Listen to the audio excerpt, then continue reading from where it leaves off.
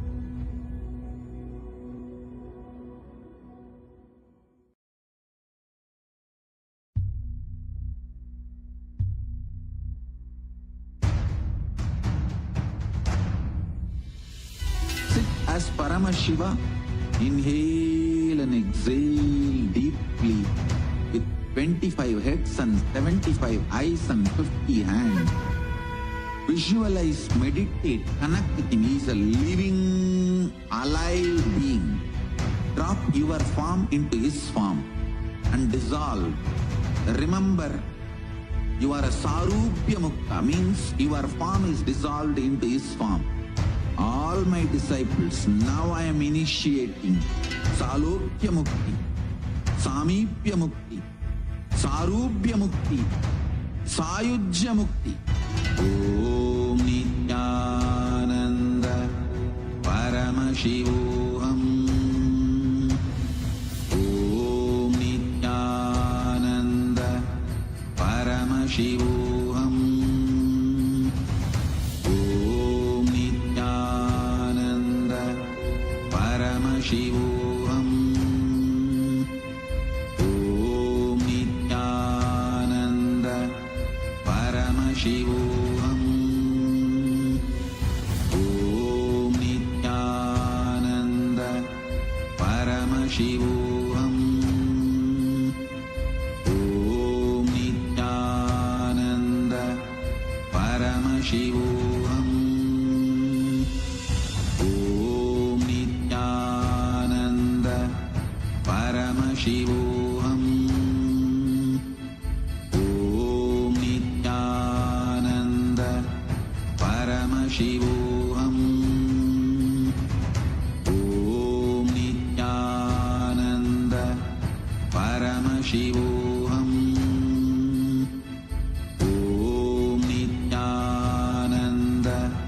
Paramashivoham. Paramashivoham. Om Nithyananda Paramashivoham. Om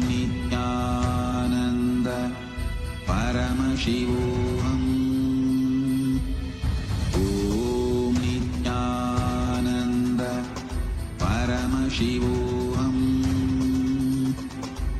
Om Nithyananda Paramashivoham. Paramashivoham. Om Nithyananda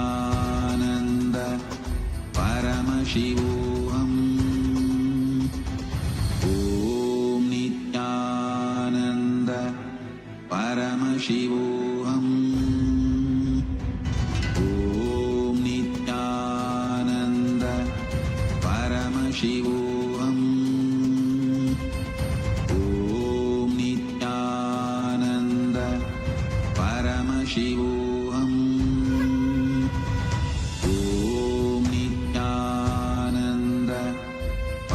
Paramashivoham. Om Nithyananda Paramashivoham. Om Nithyananda Paramashivoham. Om Nithyananda Paramashivoham.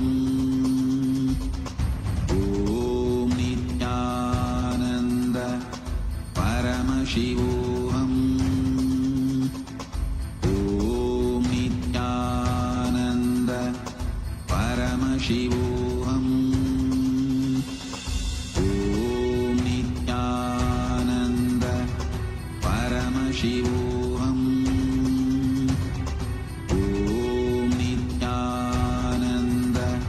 Om Nithyananda Paramashivoham. Om Nithyananda Paramashivoham. Om Nithyananda Paramashivoham. Om Nithyananda Paramashivoham. Om Nithyananda Paramashivoham. Om Nithyananda Paramashivoham. Om Nithyananda Paramashivoham.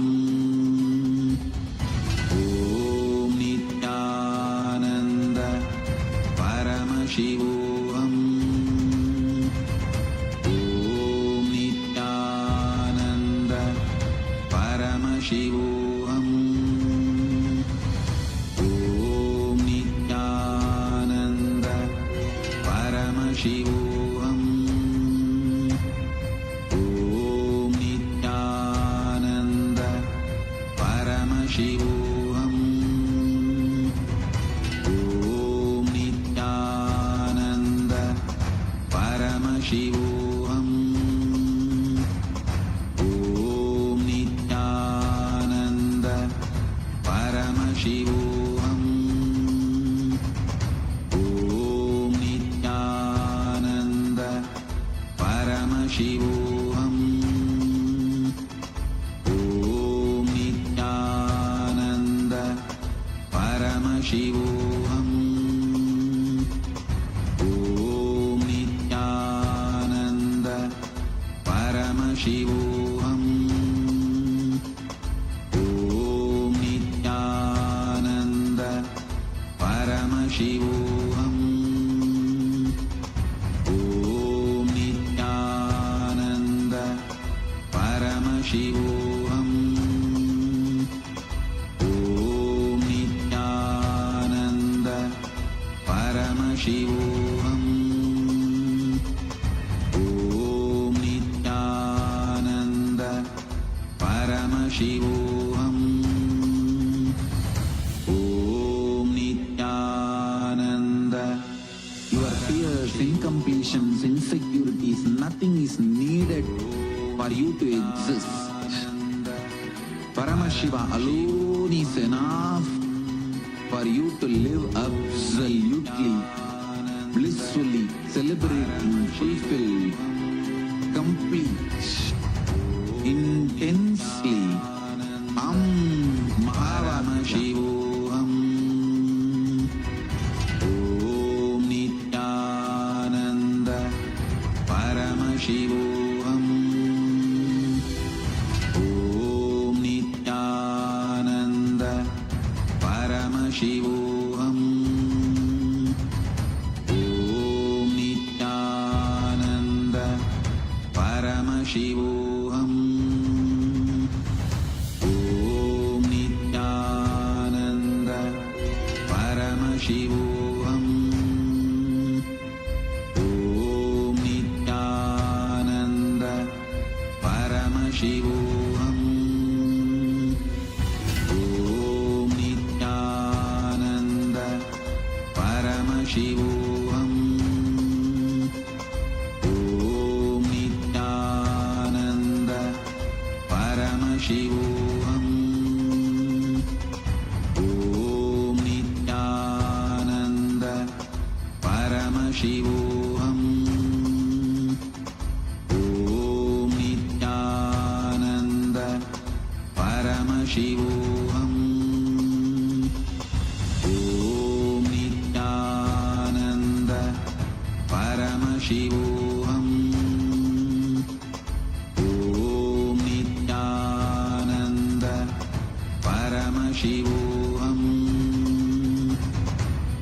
Om Nithyananda Paramashivoham.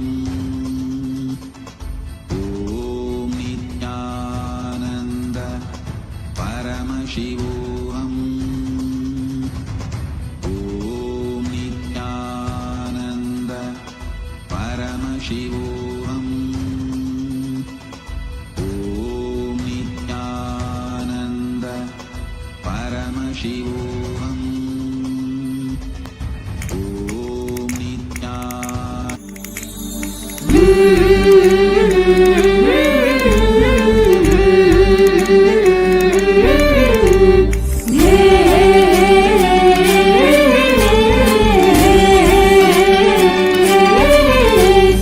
जय जय जय पराशक्ति है भवानी, जय जय जय जगदम्बे रानी, जय जय जय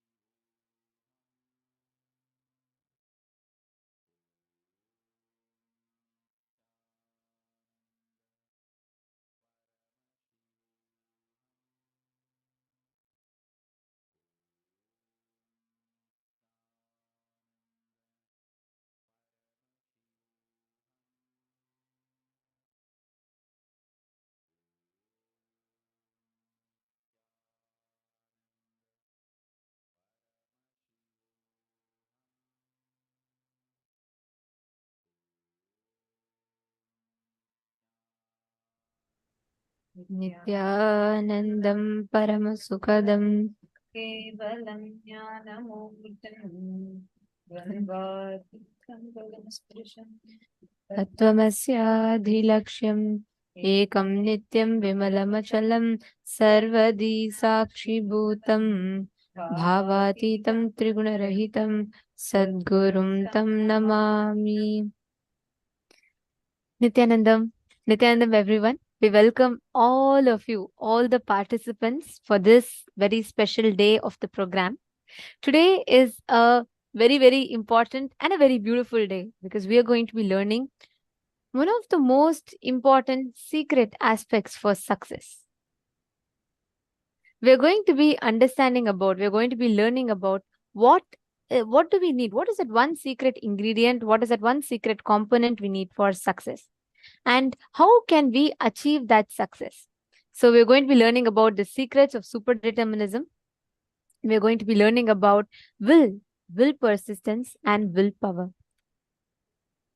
Today, all of us are going to be blessed with the divine darshan of Bhagavan Gangadhara Murthy and Ganga Visarjana Murthy. And we showered the grace and blessings of Ganga Mata, Devi Ganga. And all of us are going to be receiving her blessings today. We're going to be understanding about the key important ingredient required for your success, which is will persistence. Like beautifully Swamiji says,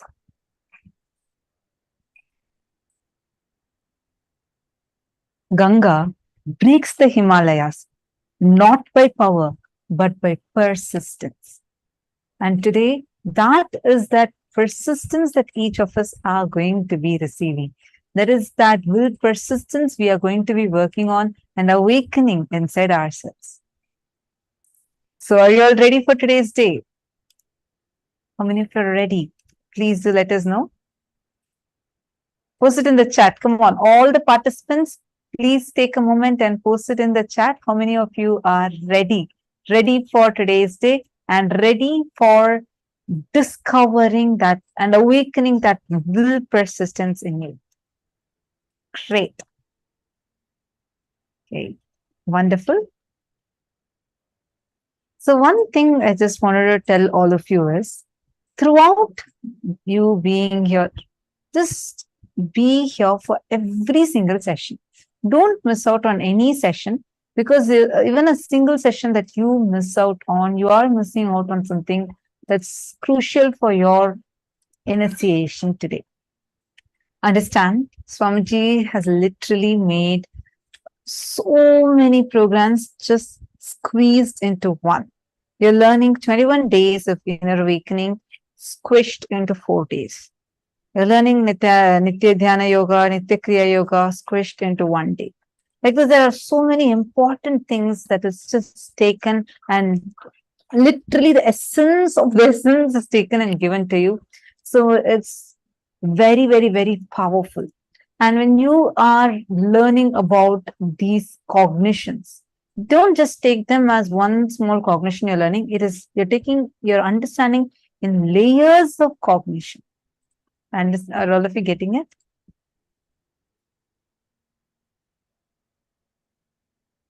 Great. So now it's time that all of us are going to enter into our very first session, and Devi Ganga is going to be gracing and blessing all of us. Paramashivoham, who held Ganga Mata in his jatas, and just that is called as Ganga Dharamurti, and just removing 2 of his jatas, showered the world with Devi Ganga, and that's called as Ganga Visarjana Murti. And these are the forms of Paramashiva we are going to be having darshan of today. So let's all get ready. The first session, we are going to be learning about what is Satya Loka.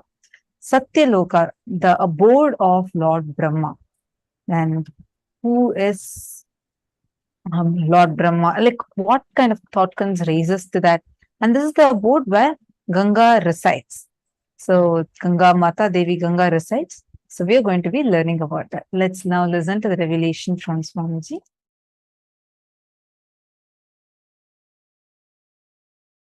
there are vertical time zones, Bhur, Bhuva, Suva, Tapas, Satya, the Satya Loka, where Brahma resides. There, one day of Brahmaloka is 4.32 billion human years. Understand?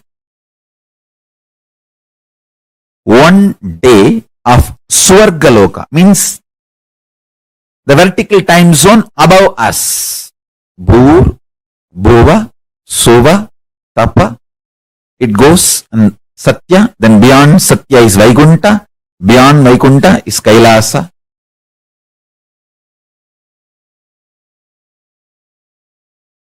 Below Atala, Vitala, Sutala, Talatala, Batala. Understand, I am not giving you some superstitious theories. No. I'll give you precise understanding and experience of these vertical time zones. And understanding about these vertical time zones as a direct utility for your day-to-day life. It can bring tremendous physical health, mental health, psychological wellness, a very powerful way of existing, and above all, life of Paramashivoham. You can exist embodying the space of Paramashiva, state space of Paramashiva, and manifest powers of Paramashiva.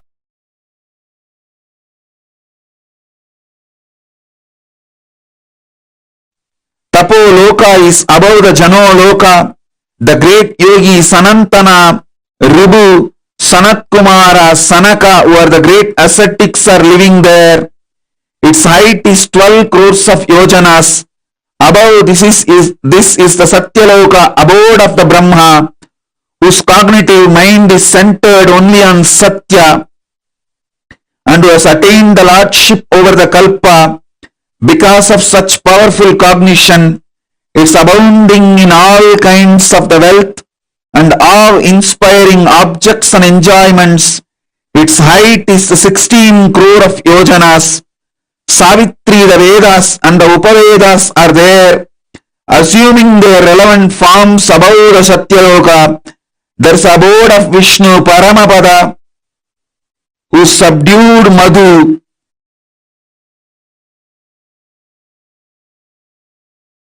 Discovering the principle on which all the universes function, all the dimensions and planes, 11 dimension, 14 plane, actually 3 dimension fall in, 3 planes fall in one dimension itself. One plane does not fall into any of the dimensions. 14 planes, 11 dimensions. All of them function on one principle. For example, if you are habituated for New York lifestyle and enter into old Varanasi, you will have a big cultural shock. If you are habituated to old Varanasi and enter into London, you will have a big cultural shock. Listen carefully. The American dollar may be useful in America. Indian dollar may be, Indian currency, rupees may be useful in India. Malaysian ringgits may be useful in Malaysia. But gold is a universal currency. The whole planet Earth, anywhere, the gold can be used as a currency. Same way, there is certain culture, mental setup, software useful in New York. There is certain mental setup, culture, lifestyle useful in Bangalore. There is certain culture, mental setup useful in Varanasi. There is certain culture, mental setup useful in Germany. If you move to a different place, you will have a cultural shock. But there is one culture, one principle common to the whole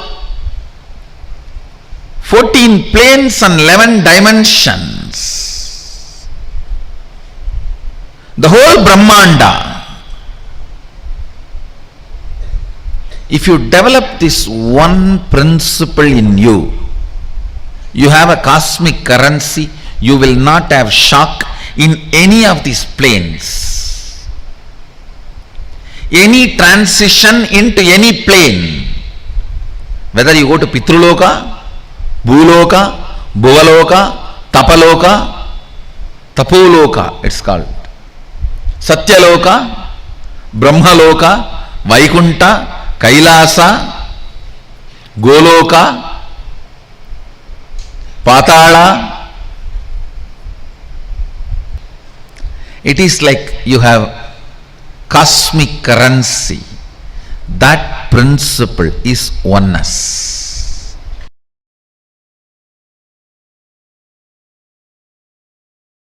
Your breathing becoming intense, especially through certain activities, opens up those dimensions, those planes, and your brain awakens the ability to have access to those dimensions. Listen. Now, you are intensely listening to this truth, and even if it is going above your head, you are trying to let me.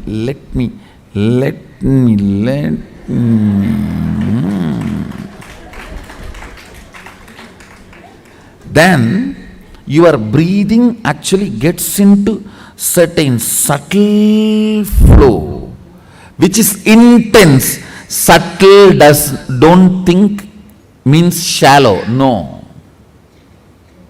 In subtle breathing also it gets intense. During the puja, that subtle intensity happens. During the kirtan, raw intensity. During the yoga, a programmed intensity. Understand? Regulated intensity is yoga. Raw intensity is karana, kirtan. A subtle intensity is while during puja or during the satsang. Now, your breathing is getting subtle. It will go and hit a component in your brain which will open your ability to access Satya Loka. Listen. Each of the activity and the prana intensified through that activity opens up a component or a part of your brain construct which gives you access to the different dimensions of life. Your brain is constructed for this multi-dimensional access. Understand? Ability to access multi-dimensions of the universe is your nature. It is there with you. Just the breathing need to be intensified through different methodology to open up those dimensions so you can have access. When there is a heavy truth is told, still you have not completely cognized, but that does not mean you are not able to cognize. It is like a digestion is going on. It is like digestion is going on. It is there on your head like a funnel, it is going inside and you are. During that time, certain intense, subtle breathing gets developed that gives you access to Satya Loka. I want you to know the strength of the life in you is strength of your breathing. When the breathing becomes intense, your brain's capacity to cognize all the other planes opens up. It is like cracking the code, cracking the passcode.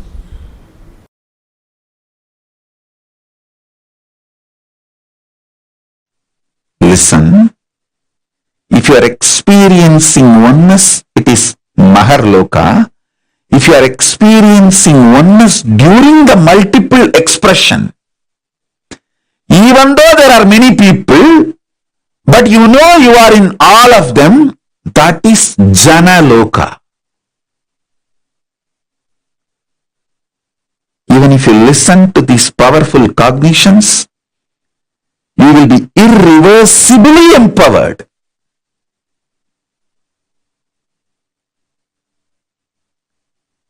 Tapa Loka is that last struggle you go through.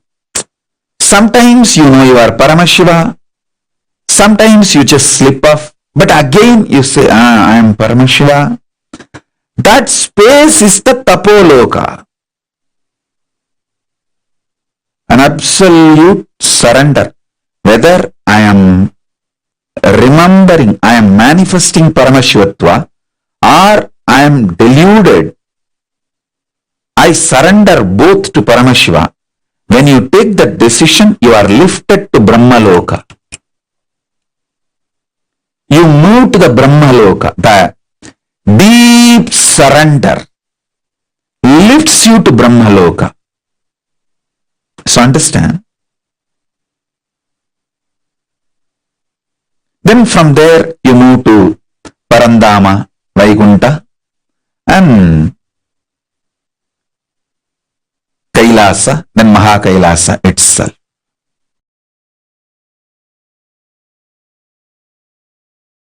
If I raise to Brahmaloka, is it possible to fall back again to Bhuloka or Bhatalaloka? Don't worry. Even if you raise up to Swargaloka, very rarely people fall back. Otherwise, usually 99.999% of the people only go higher and higher and higher. Exemption, rare stories only this falling back. Like sometime rarely you hear some fellow raped his own mother. It's like a rare exemption. Like that, some rare people fall down from Swargaloka to Bhuloka. Otherwise, 99.99% they just go only higher and higher and higher. Gayatri mantra raises you up to Swargaloka.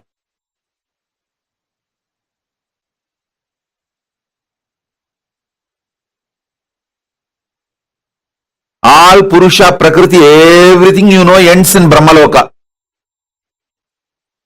Above Brahmaloka, nothing you even imagine about it. Nothing you can even imagine. You can only experience.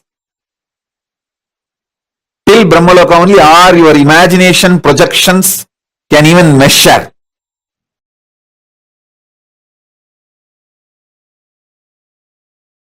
Yes, listen.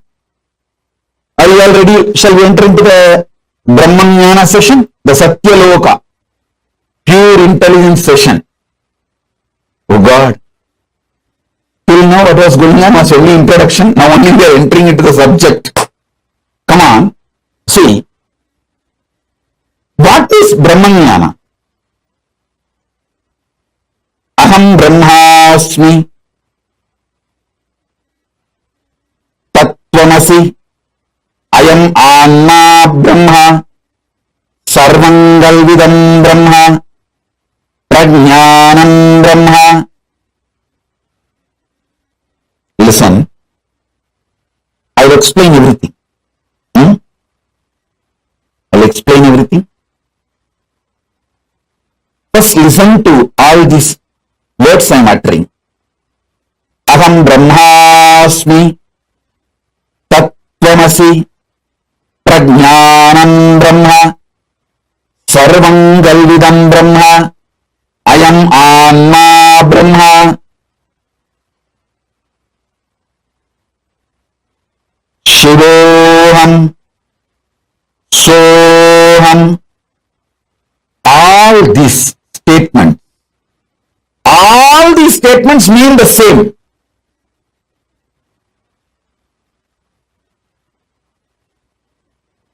These words are all called Mahavakya. This is the pure Brahmanyana. This is the pure Brahmanyana, Satya Loka.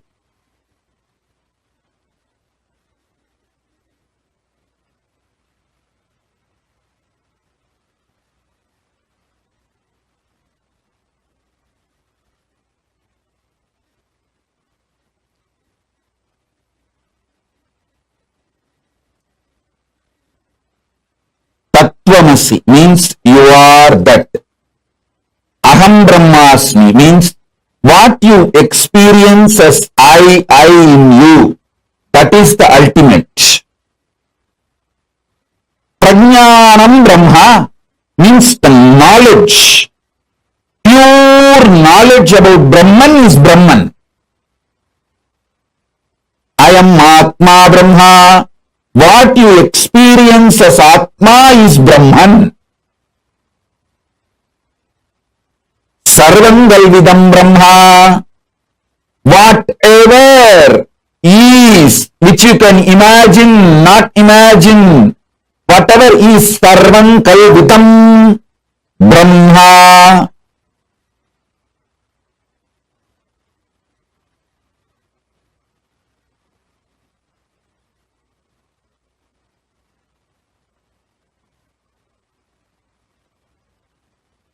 All of you please listen. Complete attention please. Prajnanam Brahma means complete knowledge about Brahman is Brahman. Sarvam Kalvitam Brahma, everything exists. You know, you don't know, everything is Brahman. I am Anma Brahma. Your very soul, core is Brahman. This knowledge leads you to Brahmaloka, space of Parabrahma. Listen. Satya Loka and Brahmaloka is one and the same. Even if you reach Satya Loka, that's enough. From there, automatically you will merge into Parabrahman. Making this truth not as first priority, but only priority, takes you to Brahmaloka. Now, whatever I said, these few words, whatever you can capture, whatever you understood, type it. Then I will take you to the next step. Listen.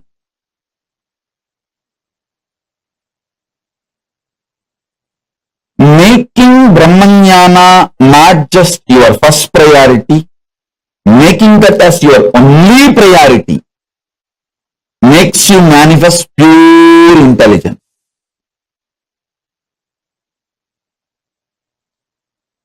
Come on. Sit with this one truth. I'll infuse the Brahmanyana in you.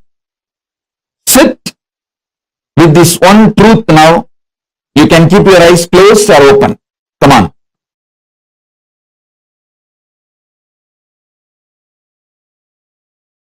If you start cherishing the idea, I am eternal, means you are eternal.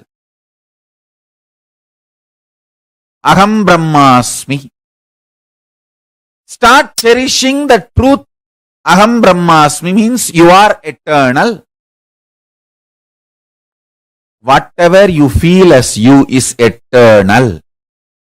When you start cherishing this truth, everything else is impermanent.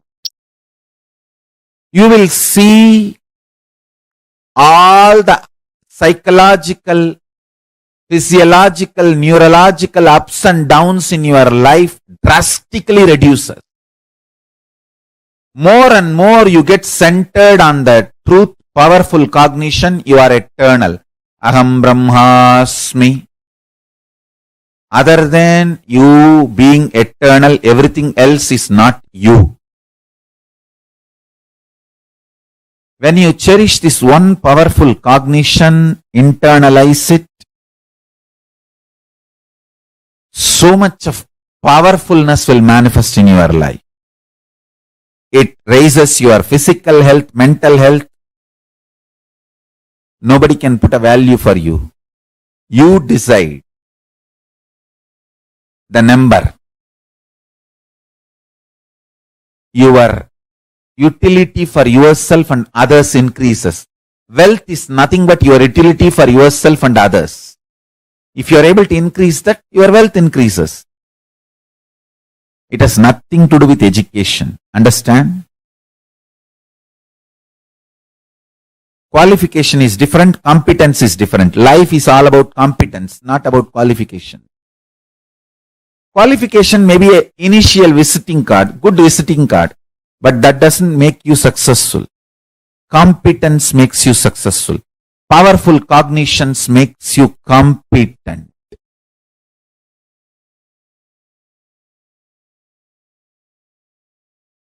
Powerful cognitions makes you competent.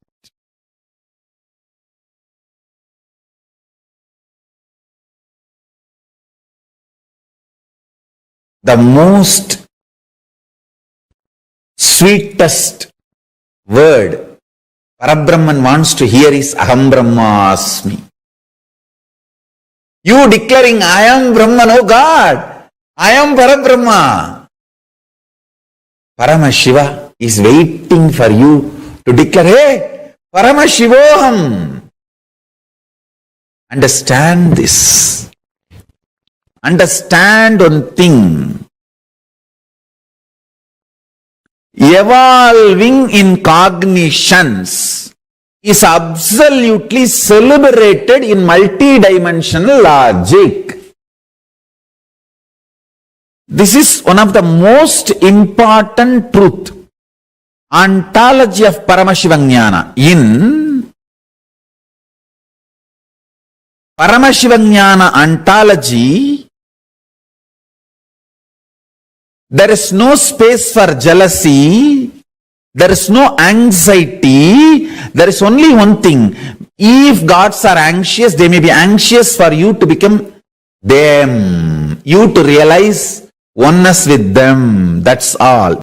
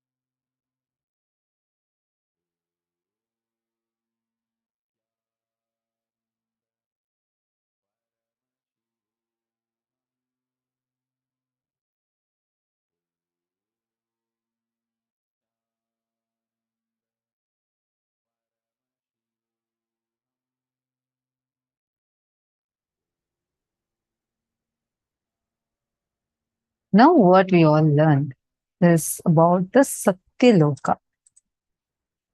How the abode of Brahma exists. And this is literally like how Swamiji described, this is that last struggle. Before you achieve that enlightenment, that last struggle you go through is the Brahma Loka plane. And the moment you come out of the struggle, you will be in Satya Loka and you'll be liberated from there also. This is the plane where the Brahma Vidya is the ultimate knowledge, ultimate enlightenment knowledge flowers inside of you. I request all of you to take a few minutes and please post what are the clicks that each of you had in this session. What did you understand in this session?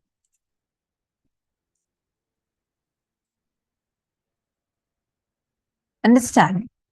First and foremost thing we need to cognize is our brain has the ability to access multiple dimensions.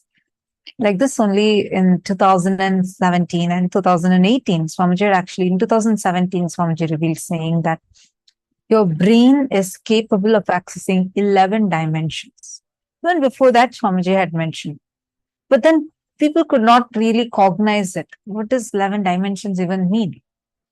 Much later, the scientists discovered that our brain has the ability to access 11 dimensions. So if you are intelligent, you just take these conclusions and start living it because you know this is the truth. Don't wait for the modern science to catch up, and till then, probably who knows you're going to be alive or not. Till the time this modern science is going to actually catch up with it. Our Hindu scriptures have been way more advanced, and they have clearly described how this existence is, how your brain also has the capacity to access it. So very powerfully, Swamiji had described to us about the multidimensional access, which is what our brain is constructed for. When your breathing becomes intense, especially through certain activities such as puja, kirtans, yoga, satsang, it opens up those dimensions, the 14 planes, and your brain awakens the ability to access those dimensions. Are you all understanding?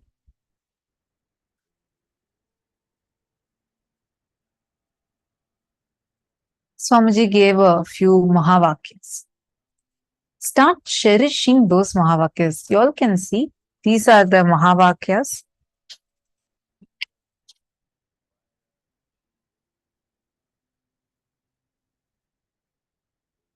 The great declarations in the Hindu Vedagamas that lead you to that experience that you are eternal, ultimate. Swamiji told a few. Aham Brahmasmi, what you experience is I in you. That is the ultimate. Actually, these are all, how much of translations you read, you can just understand it. It's a rough translation. But what these come from is little. Aham Brahmasmi means I am the ultimate. Prajnanam Brahma. Your knowledge about Brahman is Brahman. And I am Atma Brahma. What you experience as Atma is Brahman. Sarvam Kalvitam Brahma. Whatever you can imagine, can't imagine is Brahman. Like this, all these are Mahavakyas. So what Swamiji had also revealed in this session, right? Start cherishing that truth. The ultimate truth, Aham Brahmasmi, I am eternal. Whatever you feel as you is eternal. When you start cherishing this truth, everything else is impermanent. You will see all the psychological, physiological, neurological ups and downs in your life drastically reduce. Take a few minutes and please pen down what you understood from this session. Take a few minutes and please pen down what are you understanding from this, and how do you see, as when Swamiji is telling, start cherishing this as your cognition. What do you understand by it? And how can you start cherishing this as your cognition? Take a moment and please post.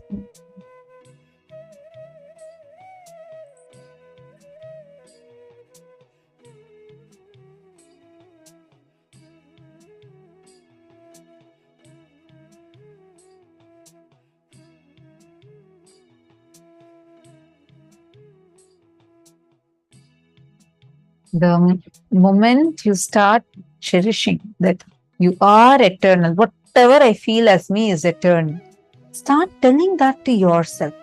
Experiment with it. Play with this cognition. Keep cherishing inside you. Swamiji said, whatever I feel as me is eternal. What I am, actually not just what you feel as you, the one who is feeling, that source of you, that is eternal. So that that you existing is eternal. Every time you're going through a really tough time, just cognize, remember. Even now, just remember. That itself is so liberating. You will see how it will immediately liberate you, take you out of the ups and downs, psychological, physical, physiological, psychological, neurological ups and downs. You just dissolve.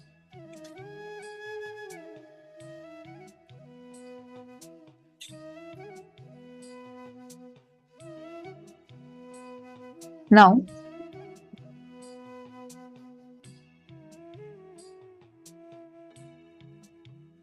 we are also going to be receiving an audio book, and this is the sacred Mahavakya chanting from Swamiji.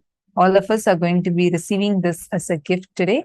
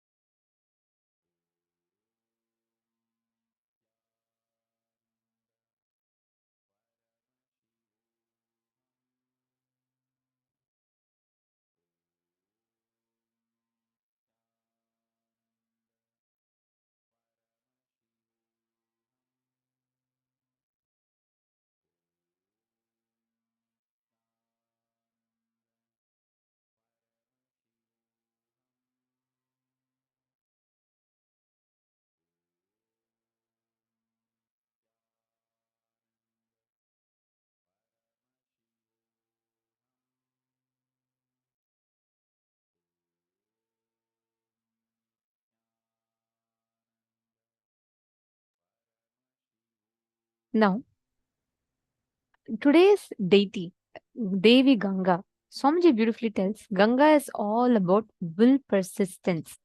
She embodies will persistence. She is the manifestation, embodiment of will persistence. Today, all the powers that we are going to be manifesting is all based on this, the power of will persistence. Swamiji tells beautifully, Ganga breaks Himalayas not by her power, but by her persistence. We will be learning about what exactly is will persistence and what exactly it is in the further sessions. But the power manifestation we are going to do today is all about connecting to the water component, Ganga. Your ability to handle the change in the Vatavarana, in the ambience around you, your ability to play with the weather and play with all the different aspects of how the weather is there, or how the bringing rain in a place, all of this is what we are going to be manifesting today. All right. Now, one important thing for all of us to understand is the whole day today, we are learning and touching some of the most important aspects of our life. And it is important that we all have the right understanding and we all are experiencing it, not just understanding it, but actually experientially applying it in our lives. Now, I'm going to be requesting all of you to pick any one place. You all can head to the site called accuweather.com. What we're going to be doing is, see, your ability to handle your inner space, handle the different emotions in your inner space, your ability to handle the different emotions in the outer space. Both are connected. How much you can handle the Vatavarana inside of you, how much you can handle the Vatavarana outside of you. Both of it matters. We are now going to be learning how you can apply this principle, how you can handle the Vatavarana. Means, when we say Vatavarana, the ambience, atmosphere. Playing with the temperature, playing with the weather, everything. Just with your conscious will. Understanding? I request all of you, all the participants, every one of you, to head to this website. You can pick any one city you want. See, what you're going to be doing now is you're going to be picking a city and you're going to be altering the temperature. If you start mastering the ability to alter the weather and temperature outside, you will know anything, any weather temperature change that is needed, you will simply be able to do it even on the inside.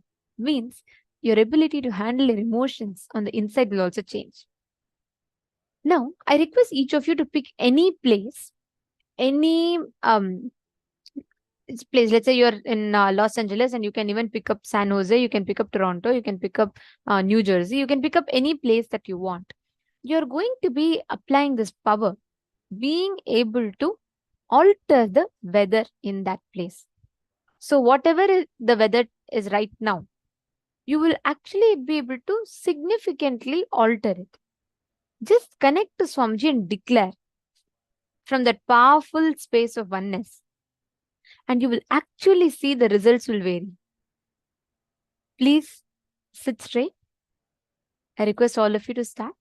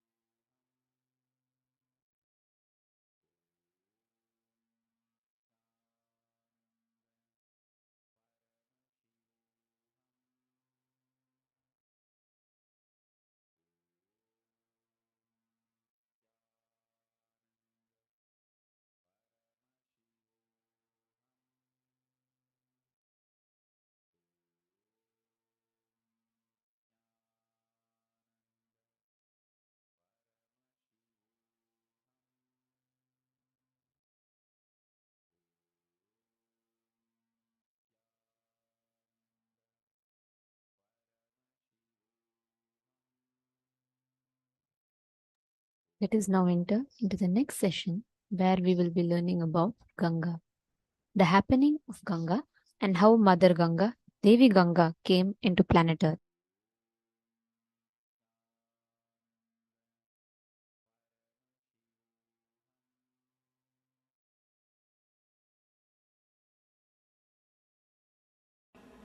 Today we will see the story of Ganga. How Ganga happened on the planet Earth. Ganga is considered as a river which is there in the higher lokas.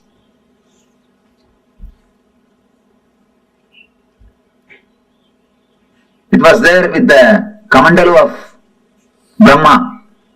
Means this is the energy, this is the water energy of existence. Brahma means a creator, the energy which creates the whole existence. You see Brahma, you can see four things within. One is the Kamandalu, means the water energy. Another one is the palm leaves, Veda, knowledge, wisdom. Then Akshamala means Japamala. Akshamala represents the vibrations, sounds. Through all these things, and then the swan will be there. Hamsavagana. The swan, Hamsa represents continuous meditation. Hamsa means continuously meditating. If you see the sound of your inhaling and exhaling, it will be hum, sum. It will go as a hum and come out as sum.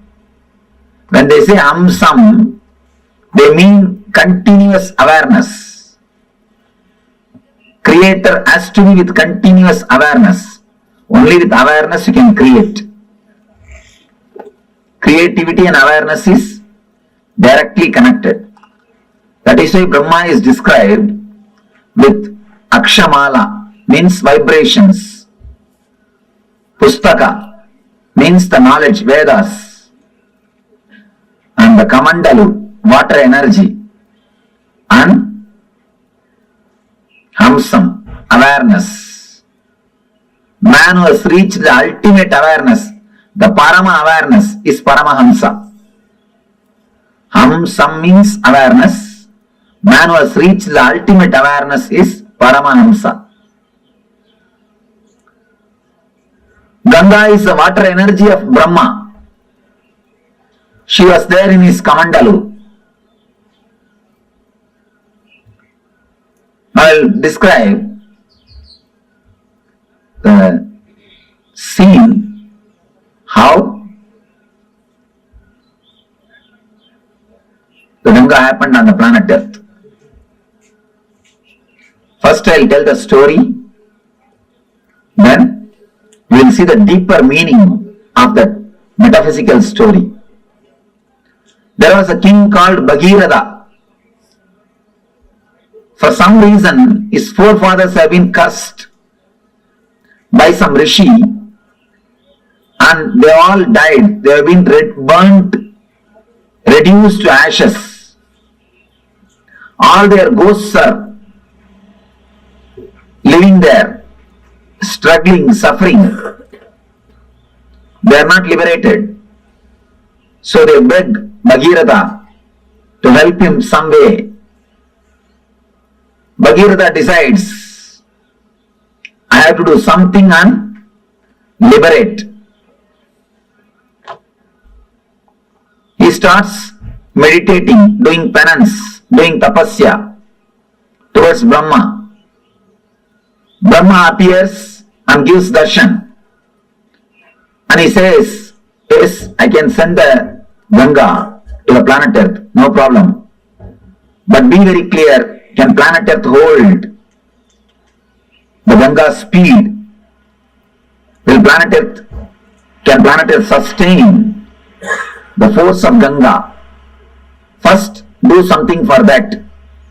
Arrange for it. Then I will send the Ganga.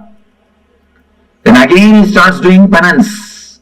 doing tapasya.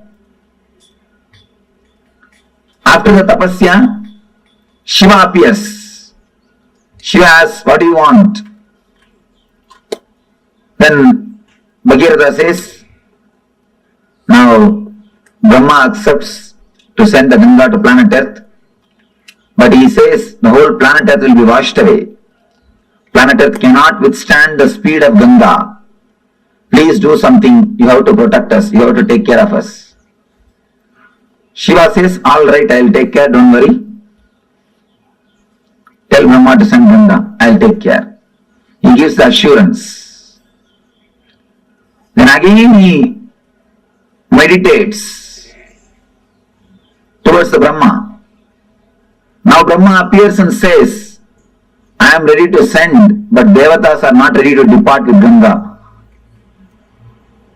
Devatas wants Ganga to be there. Bhagirath asks, what for Devatas wants Ganga to be there? No, they have to take bath in Ganga every day. It is their life source. Ganga is not simple water, it is an energy. By bathing in that only every day they rejuvenate their body and mind. And anybody takes bath in Ganga every day, naturally their body and mind will be rejuvenated. That is why in this hilly area, no medical facilities, practically nothing. But see how many millions of people are living happily. Happily, they are living. Ganga is the mother who is protecting everybody. So the Brahma says they have to take bath every day. Then Bhagirath says, all right, I will arrange all the facilities for Devatas to stay in the planet Earth. Just on the banks of Ganga, I will create cities where all gods and goddesses can live and have bath every day and have their regular routine as they have in the other loka, as they have in the Brahma loka. Brahma says, if that is the case, then I agree. Go ahead and do it. Then he comes and does tapasya towards Himachala, the Hima hills, Hema Parvata. The Himaraj, who is the father-in-law of Shiva, he does tapasya towards the Himaraja. Himaraja appears and asks, what do you want? I want you to be the host for Mother Ganga. I want you to be the host for Mother Ganga. And you are the person in whom I can create a city for all the Devatas. And only from you, the Ganga can flow. You are the only person who can be base for Ganga. Then she goes and tells Himaraja, host her. Himaraja accepts that Himaraja will host her. Then Bhagirath starts building the whole city throughout the route in which Ganga is supposed to travel. He meditates on every hill and takes permission. He prays to every hill. Every hill says, yes, I will give the way for Ganga. So all the whole route is cleared. Then he goes and prays to Kalabhairava, who is the in charge of city Varanasi. Kalabhairava is the in charge of Varanasi city. He meditates towards Kalabhairava. Kalabhairava appears and says, what do you want? I wanted, please give us the way for Ganga. You should receive Ganga and give us the way. Kalabhairava says, surely I will give, don't worry. But this is such a holy city. Tell Ganga to do a protection of the city and go. Suddenly, Brahma comes up with the next problem. You meditated and propitiated all the Devatas except Vishnu. Now, you have to do something to Vishnu. Only then I can send Ganga. Then he started meditating towards Vishnu. He prayed the Vishnu. Did tapasya. Vishnu appeared. What do you want? I wanted the Ganga to come down to the planet Earth. Unless you agree, unless you do blessings, it will not be possible. Please bless me. Krishna says, all right. I bless you. Ganga will come to the planet Earth. She will come just out of my feet. And he blesses. The Ganga will come out of his feet. Then he says a beautiful one more word. Whomsoever has realized the Vishnumaya, means the universal consciousness, whatever water comes out of their feet will be Ganga. Whomsoever has realized the Vishnumayam Jagat, whomsoever has realized me, from their feet whatever water comes out will be Ganga. From this word only the tradition of Pada Puja starts. Pada Puja of enlightened masters starts from this tradition. Vishnu says, whomsoever has realized the Vishnumayam Jagat, Sarvam Vishnumayam Jagat, from their feet Ganga will flow. From their feet Ganga will flow. Then, now he again meditates towards Brahma. Brahma appears with all his glory and compassion, blesses the Bhagavāna, then he prays to Ganga. Then he does tapasya towards Ganga, meditates and invites the Ganga mother, Ganga with all compassion, not only compassion, the wild energy. She just comes out of the Brahma's Kamandalu. With all the power, she straight away started moving towards the planet Earth. The moment she came out of the Kamandalu and started moving the planet towards the planet Earth, all the 14 worlds are shaken. All the devatas, all the rishis, all the munis simply escaped from their planet Earth and ran away because they got frightened. The pralaya is going to happen. Means the end of the world has come. Such a power, they simply ran away from their world. They escaped. And appears Shiva. Shiva beautifully appears and puts his head in between the Ganga. She straight away lands into Shiva's head, into the matted lock. Next thing, she gets locked in the hair itself. She is black. Here, Bhagavān is sitting, waiting for Ganga for one kalpa. What is happening? They are receiving the call, she has started already, but she has not landed. Already she has started, but she has not landed here. What happened? What happened in the way?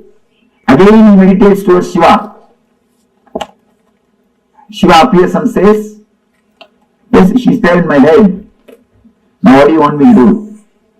Bhagavān says, please just send a little bit. Don't hold the whole thing. Then Shiva says, oh, is it so? Alright. Then just, he moves one hair. Just he does. Only one hair moves.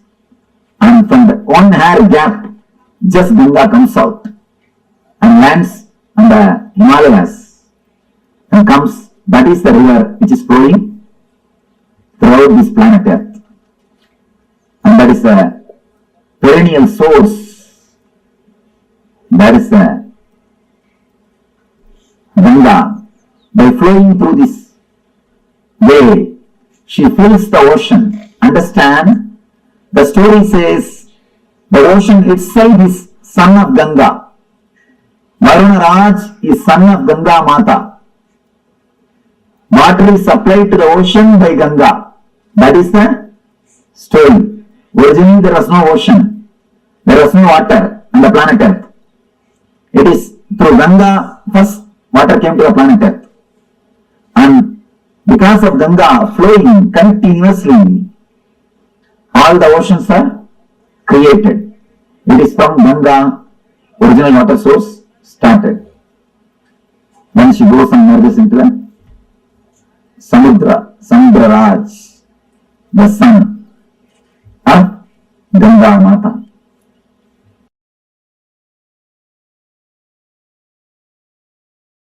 Ganga is a river of knowledge, a river of enlightenment. There are some slokas which says just by drinking the Ganga water you can get enlightened. With all my integrity and authenticity, I can vouch with my integrity and authenticity. Just by living around Ganga and drinking the Ganga water every day, even remembering the Ganga's sacredness, one can become enlightened. Because it's such a powerful technique, powerful method, powerful process. Ganga heals all the violence we carry. Ganga heals all the incompletions we carry. See, the lust is an incompletion, anger is an incompletion, violence is incompletion. All the incompletions we carry, Ganga can purify. Ganga can really, really purify.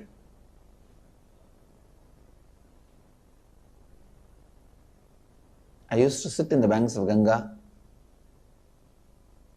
just seeing. I have realized the oneness with Ganga. How the things float on the waters of Ganga does not pollute Ganga. Same way I have seen the thoughts and incompletions floating in my inner space does not make my inner space polluted. It does not touch my inner space. When you understand your incompletions are not powerful enough to make your inner space incomplete, you become eternally complete. I can say that experience I received from Ganga, on the banks of Ganga. It heals, heals, heals and brings love. I tell you, Ganga can complete any lower occurrence you have. I can give this as an authentic spiritual practice. Actually, just for this I wanted to create a ashram in the banks of Ganga. Anybody in the planet Earth has some incompletions that they are not able to complete, strong incompletions. Just come and spend time in the banks of Ganga, drinking Ganga water, eating the food cooked in Ganga water. Whenever you find time, morning and evening, sit in the lap of Ganga, sleep in the breeze of Ganga. I tell you, with all my integrity and authenticity, Ganga will complete you. Because even the people who are dead, their incompletions, curses given to them, their incompletions, she has completed. And you are alive. She can enter into your muscle memory, bioenergy and complete you. Do pranayama in the banks of Ganga, that Ganga prana will go inside. Eat the food cooked in the Ganga water. Drink Ganga water. Live in the banks of Ganga. Sit in the banks of Ganga and meditate. Sleep in the banks of Ganga. In her breeze. Enjoy the weather in the banks of Ganga. I tell you, she can complete you. That is why many sadhus who live here, even if they don't do any spiritual practice, they will be liberated. They will become a Jivan Muktas. Just because of Ganga's power to complete. She is here to complete.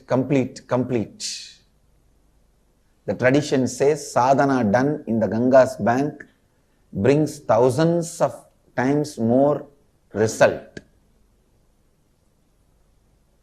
It's true.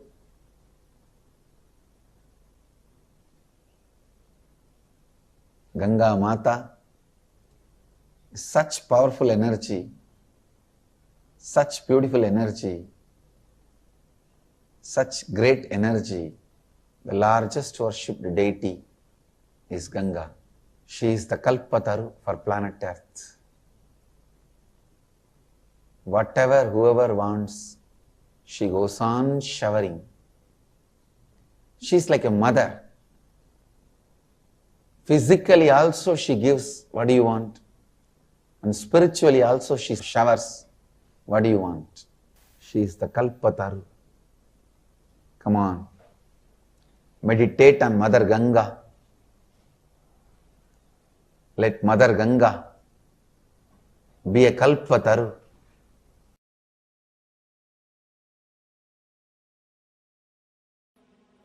Now you understand the whole story of Ganga from the dimension of a spiritual enlightenment.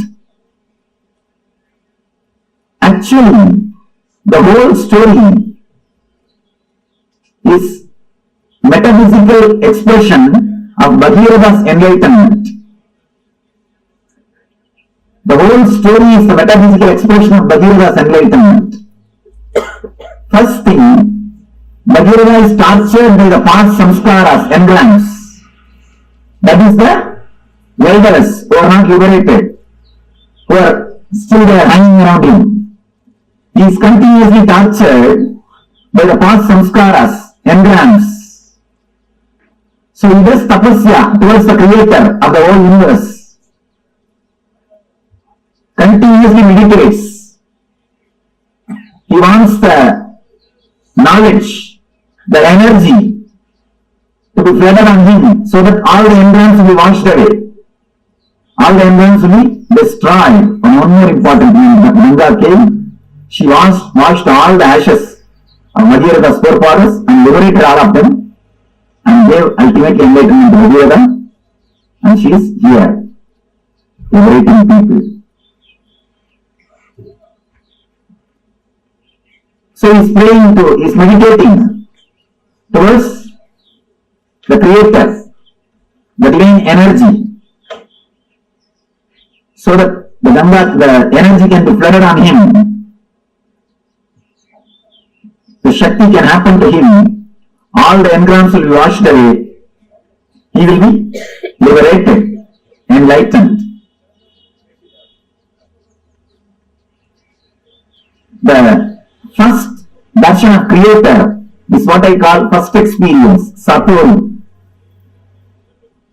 Understand, why do you think Brahma is described with 4 heads? Don't think 4 heads are there. He can see complete 360 degree. The first experience is what is described as Brahma. The man who gets the experience of seeing complete 360 degree is what we call Brahman. He has achieved Brahma. He has achieved the Brahman consciousness. Whosoever gets the experience of seeing this side 360 degree and this side 360 degree achieves the Brahman consciousness. Bhagavān achieves Satori, first experience, glimpse. Then the Brahma says, enlightenment can happen to you, but be very clear, will your body stand? Prepare your body and mind. Will it be able to stand, sustain? Prepare it. Then it will happen forever. Prepare yourself. Create the maturity so that the energy can be with you forever. Then Bhagavān starts his tapas. Bhagavān starts his tapas.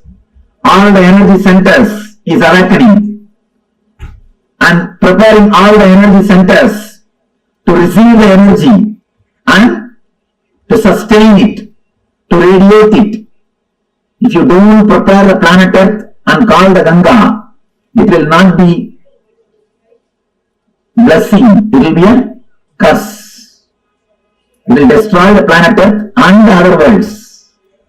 So unless you prepare your whole body mind enlightenment cannot happen.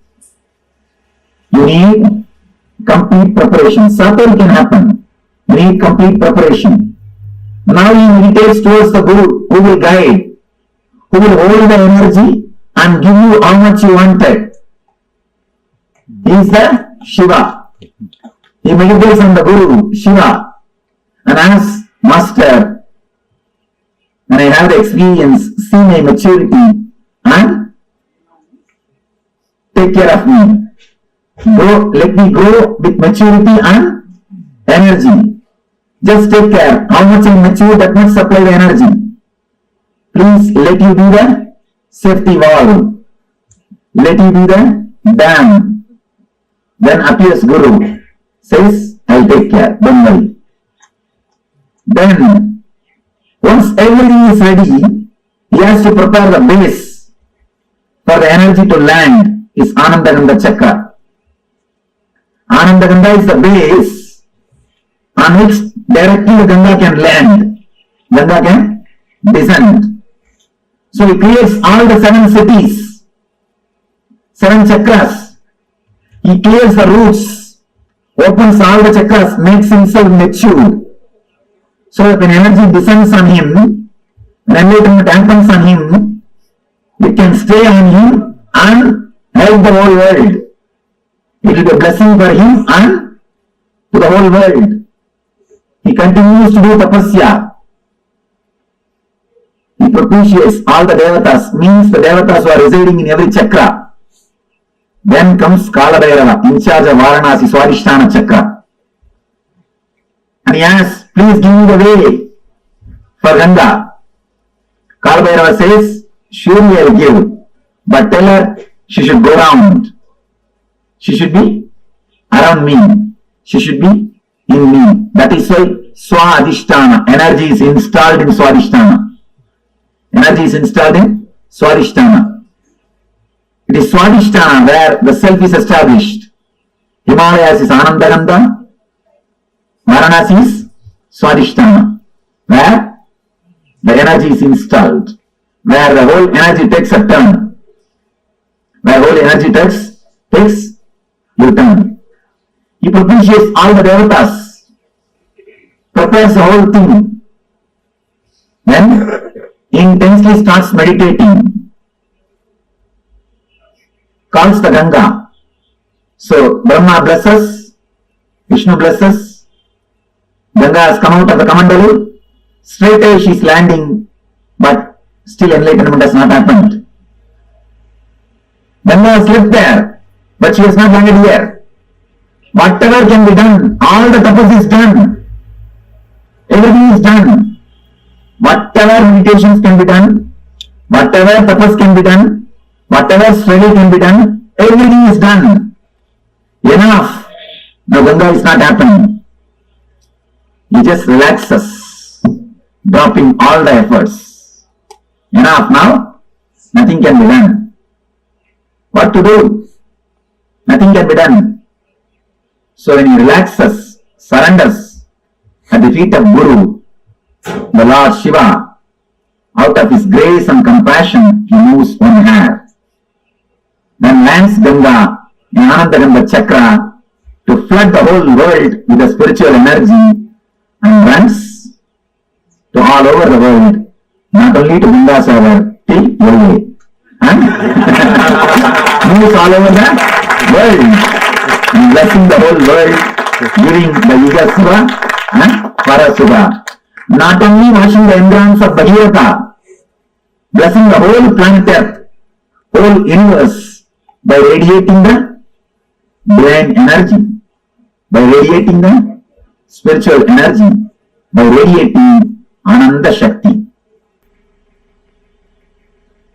Ananda Shakti, the Ananda Shakti, which has liberated Bhagavāna, which has liberated the whole humanity, which is liberating millions of seekers. The Guru's grace, Ananda Shakti, let it liberate all of you, let it flow from all of you Let it be in all of you. Let it purify all of you. Let it radiate in all your beings.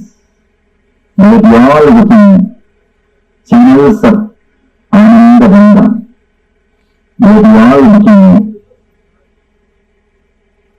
Ananda Shakti.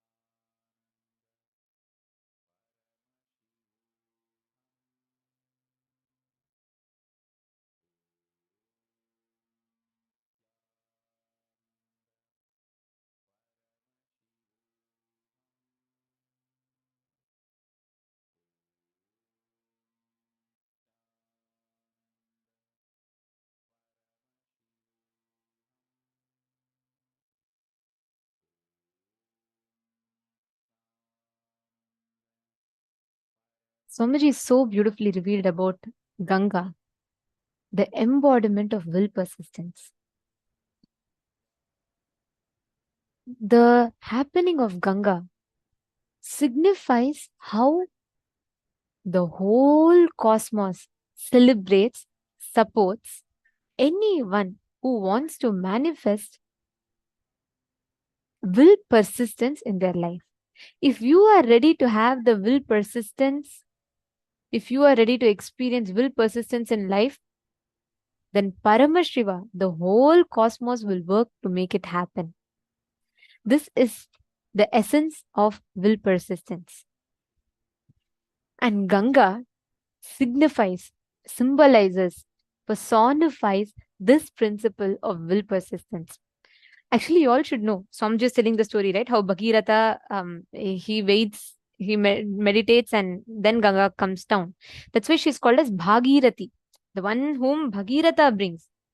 And Devi Ganga is so beautiful. Like, she signifies this profound happening, manifestation, embodiment of will persistence. Any time, whenever you have will, Ganga manifests there. Actually, it is only in Hinduism you will find such a beautiful tradition. Anything to make it sacred, we worship that as mother. Just look back in Hinduism, right? You cannot actually disrespect anything. In like normal Western culture, we try to teach that as a moral, like, okay, the moral values. But here,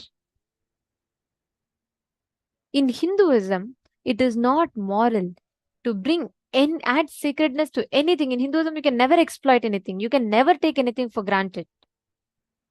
Because in Hinduism, to add sacredness to something, we simply declare that as Mother Ganga. Mother.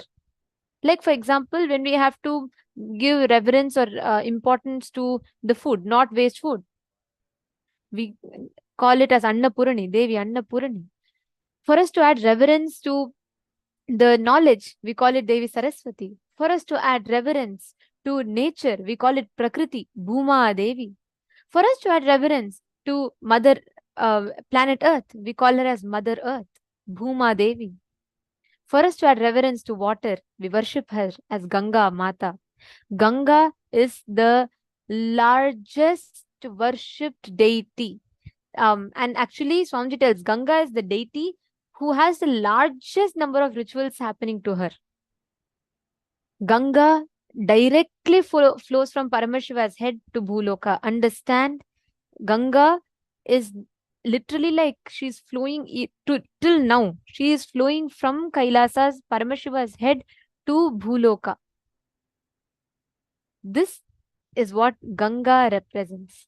Ganga is the happening of the cosmos, which is purely, she is the embodiment of will persistence. You cannot break something by power. You can only break by persistence. What does that mean? Understand, most of the times we all tend to get we try to fit ourselves, we try to do things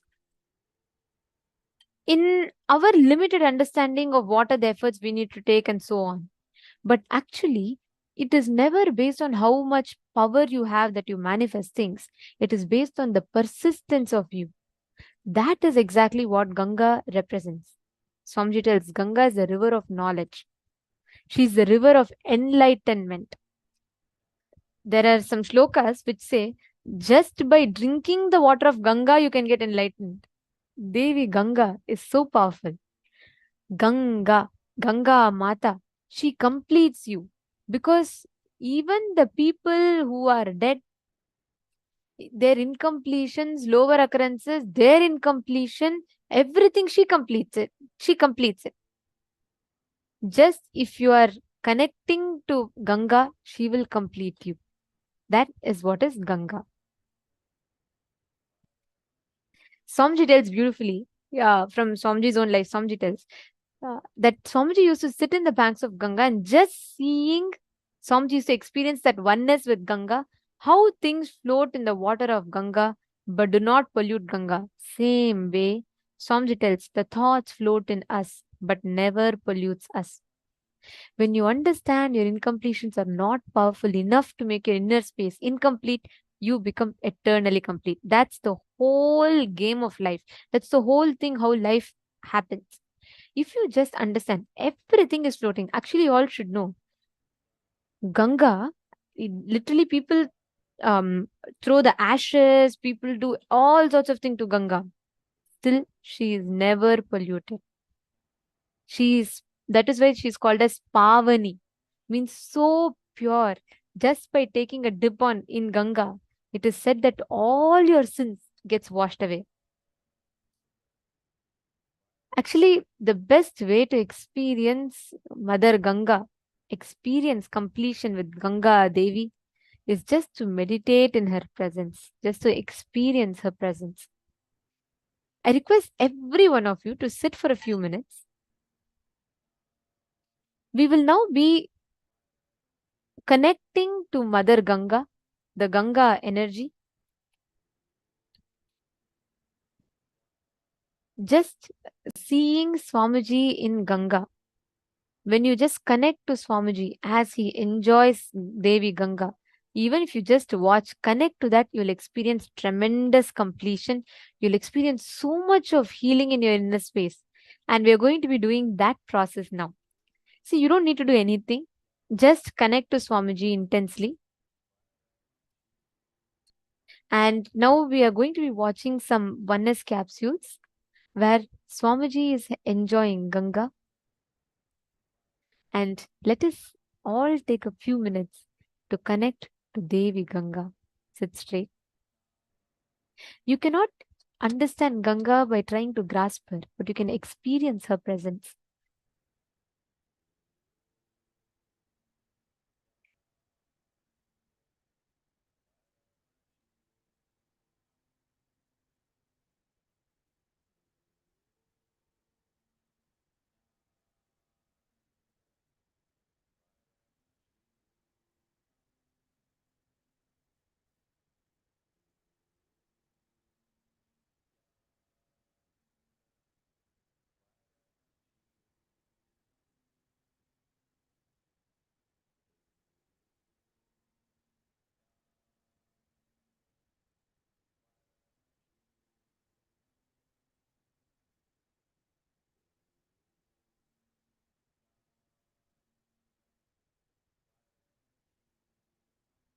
Now, let us see the oneness capsules, how Swamiji enjoys Mother Ganga. Just connect to it. Just watch and connect to it. That's all. You don't even need to do it like a meditation process.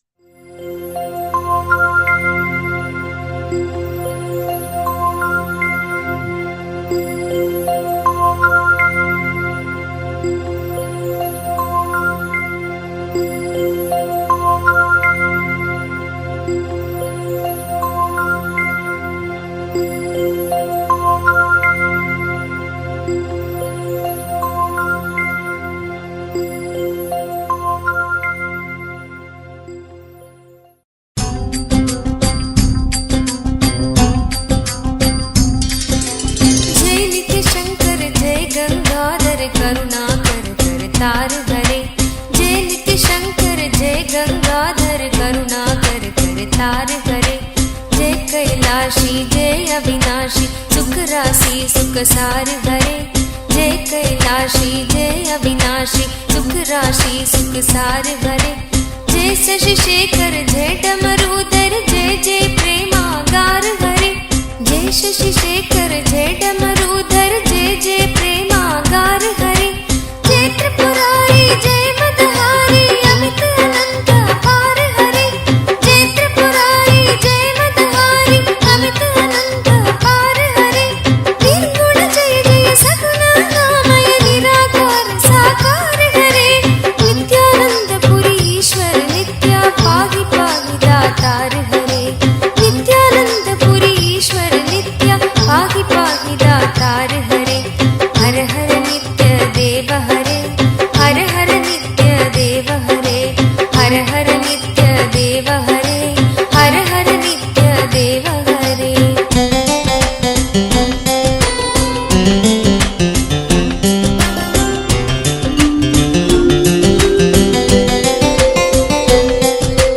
नित्य रामेश्वर नित्य नागेश्वर वैद्यनाथ केदार हरे। नित्य रामेश्वर नित्य नागेश्वर वैद्यनाथ केदार हरे। मल्लिकार्जुन सोमनाथ नित्य महाकाल ओंकार हरे। मल्लिकार्जुन सोमनाथ नित्य महाकाल ओंकार हरे। त्रयंबकेश्वर नित्य घुष्मेश्वर भीमेश्वर जगतार हरे। त्रयंबकेश्वर नित्य घुष्मेश्वर भीमेश्वर जगतार हरे। काशीपति श्री विश्वनाथ जय मंगलमय अघहार हरे। काशीपति श्री विश्वनाथ जय मंगलमय अघहार हरे। नीलकंठ जय भूतनाथ नित्य मृत्युंजय अविकार हरे। नित्यानंद पुरी ईश्वर नित्य पाहि पाहि दातार हरे। नित्यानंद पुरी ईश्वर नित्य पाहि पाहि दातार हरे। हर हर नित्य देव हरे। हर हर नित्य देव हरे। हर हर नित्य देव हरे। हर हर नित्य देव हरे।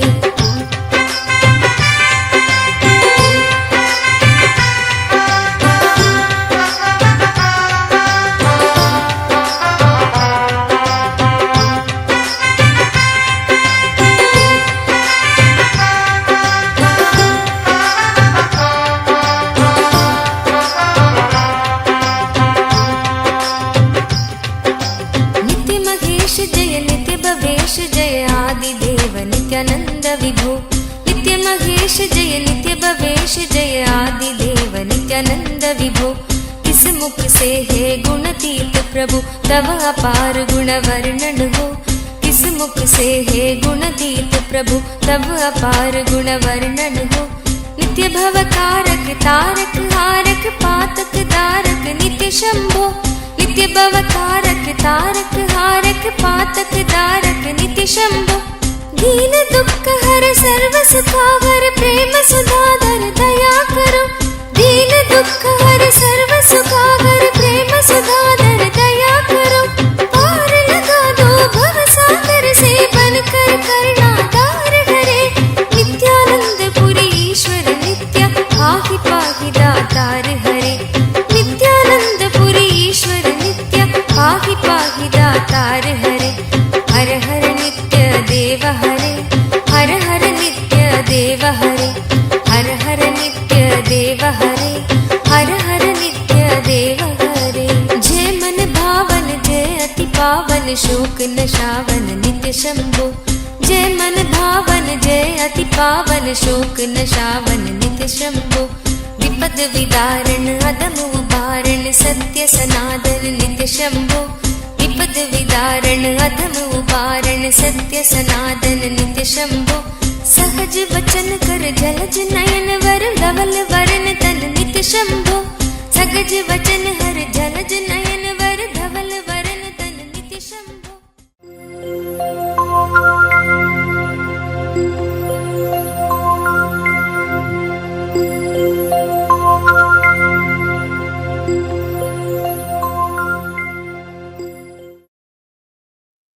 Just connecting to the mother energy of Devi Ganga. This mother energy of Devi Ganga is enough to complete you,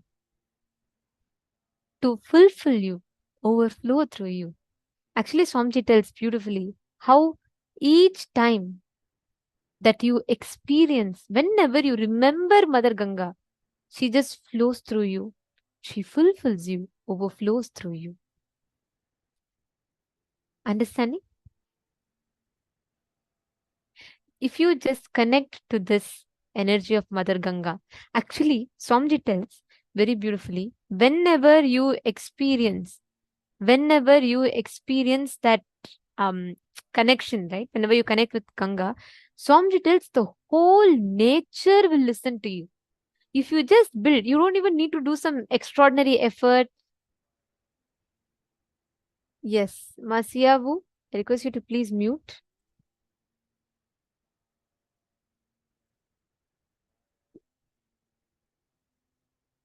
Yes. Sorry for that glitch.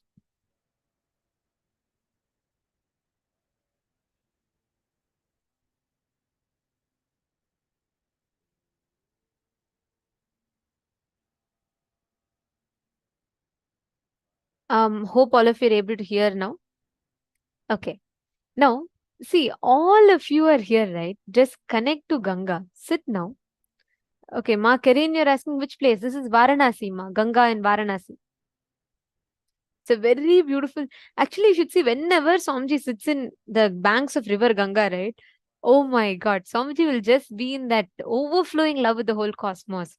Because, like Swamiji tells, whenever you sit, even sitting in the banks of River Ganga will overflow and fulfill you. Just sitting in the banks of Ganga will bring so much of completion in your inner space. You're understanding, Ma?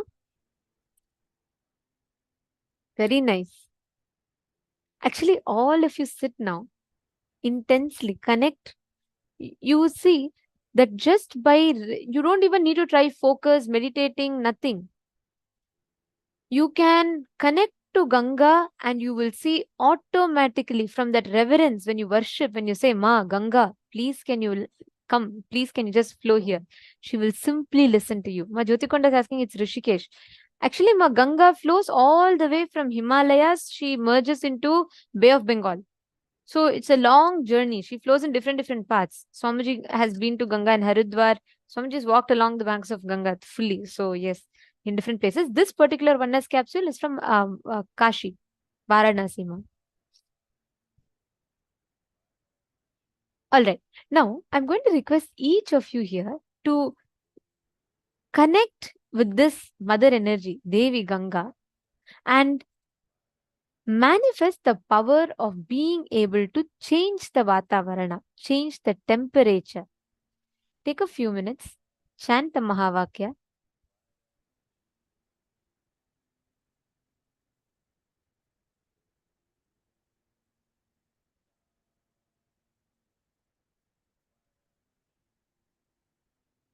And all of you can pick up any one place that you want to manifest the power of bringing rain with. And start manifesting the power. Listen, pick any one place. You all can go to the site that I'm going to be showing you all. It's called accuweather.com. And you can choose one place from there and connect to this energy of Devi Ganga. Check the current temperature, measurements of the current temperature. Chant the Mahavakya. You can, from your will, just tell Devi Ganga to actually just connect with that component, mother component, Ganga component.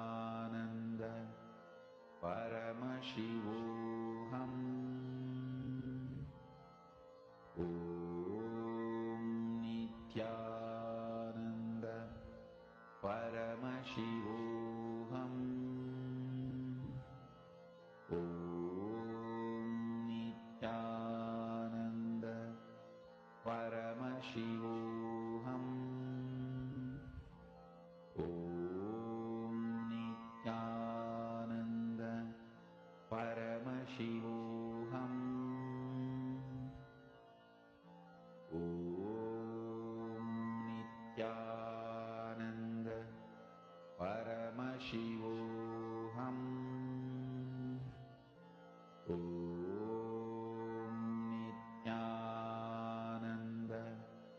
Paramashivoham. Om Nithyananda Paramashivoham. Om Nithyananda Paramashivoham. Om Nithyananda Paramashivoham. Om Nithyananda Paramashivoham. Om Nithyananda Paramashivoham. Om Nithyananda Paramashivoham. Om Nithyananda Paramashivoham. Om Nithyananda Paramashivoham.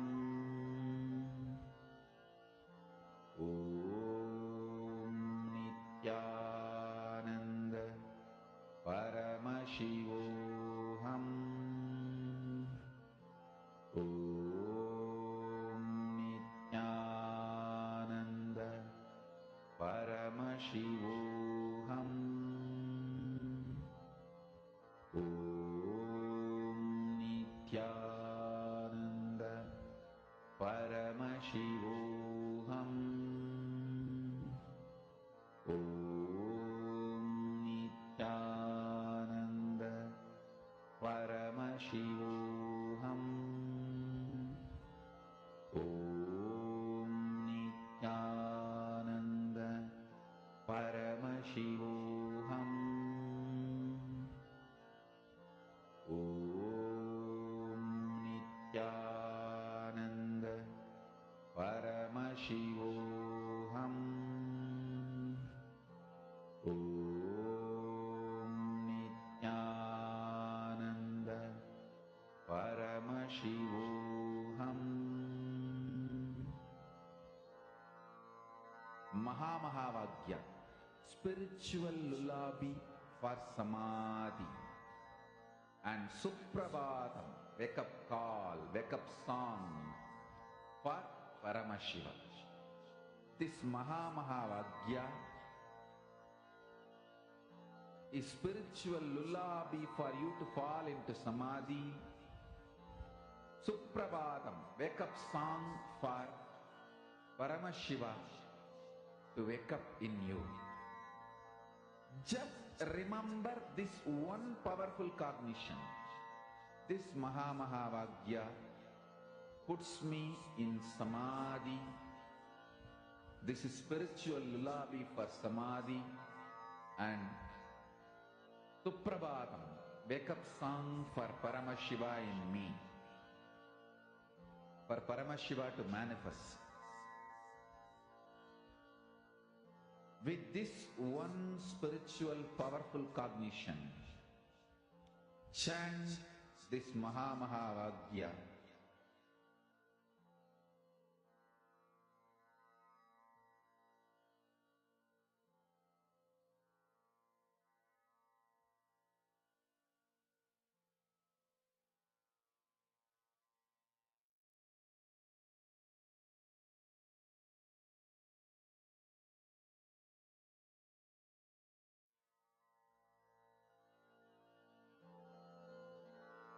Mahamahāvāgya, spiritual lullaby for samadhi, and Suprabhatam, wake up call, wake up song for Paramashiva, for Paramashiva to manifest.